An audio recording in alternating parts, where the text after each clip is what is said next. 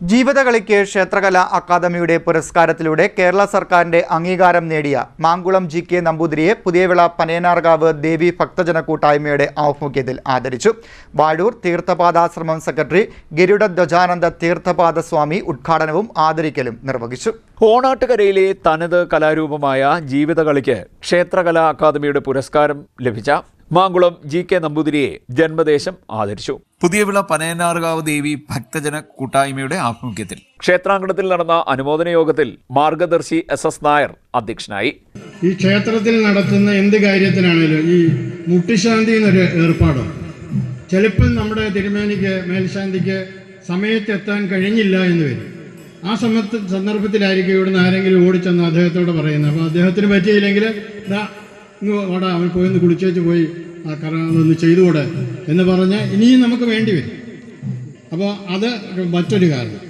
പിന്നെ മറ്റൊന്ന്, ഈ ജീവിത എഴുന്നള്ളത്തിൽ ആദ്യമായിട്ട് നമ്മുടെ സംസ്ഥാനത്തെ ഉള്ളല്ലോ ഈ അവാർഡ് നേടി എന്നുള്ള മാനദണ്ഡം. ഇവിടെ അവാർഡ് നേടിയത് എനിക്ക് പല അനുഭവങ്ങളുമുണ്ട്. അദ്ദേഹം ജീവിതം എടുക്കും, പല ബുദ്ധിമുട്ടുകളും അദ്ദേഹം അനുഭവിച്ചിട്ടുണ്ട്. ഞാൻ നേരിട്ട് കണ്ടിട്ടുള്ളതാണ്. ഈ തീവട്ടിയിൽ നിന്ന് തിളച്ച എണ്ണ അദ്ദേഹത്തിൻ്റെ ശരീരത്തിൽ വീഴുന്ന കണ്ടിട്ടുണ്ടോ? അറിഞ്ഞോ അറിയാതെ വീഴുന്നതായിരിക്കും.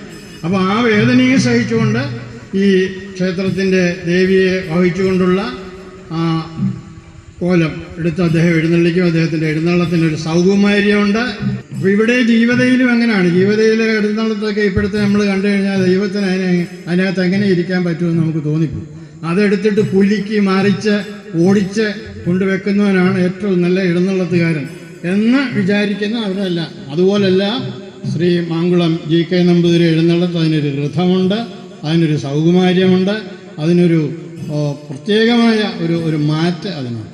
വാഴൂർ തീർത്ഥപാദ ആശ്രമം സെക്രട്ടറി ഗരുഡധ്വജാനന്ദ തീർത്ഥപാദ സ്വാമി ഉദ്ഘാടനം നിർവഹിക്കുകയും മാങ്കുളം GK നമ്പൂതിരിയെ ആദരിക്കുകയും ചെയ്തു. കൂട്ടായ്മ രക്ഷാധികാരി സുരേഷ് ബാബു മൊമന്റോ നൽകി. തന്ത്രി അക്കീരമൺ കാളിദാസ ഭട്ടതിരിപ്പാട് മുഖ്യപ്രഭാഷണം നടത്തി. S. Sreejith, Unnikrishna Pillai, Cheppad Bhargavanpillai, Suresh Babu, Anilkumar, Jayaprakash, Sadasivan Pillai, S. Rajendran, D. Ayyappan, Rashmi തുടങ്ങിയവർ സംസാരിച്ചു. CD news Kayamkulam.